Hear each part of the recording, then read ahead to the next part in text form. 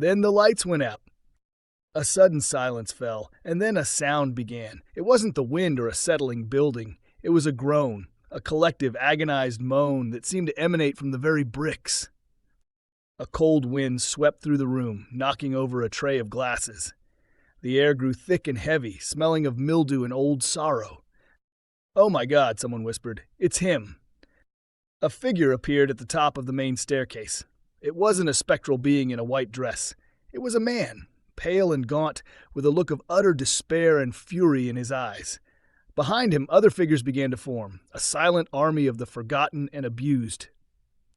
They didn't scream or roar, they just were.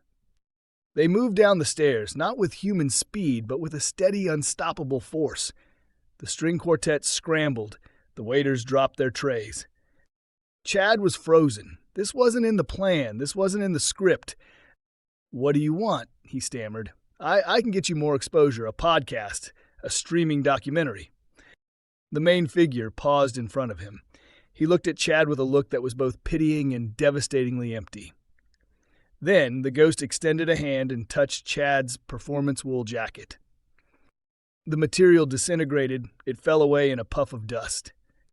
And then the building began to speak. Not just the moans, but voices. Thousands of them. The voices of those who had lived and died in the Blackwood Asylum. They spoke of cold baths and padded cells, of lobotomies and a life forgotten.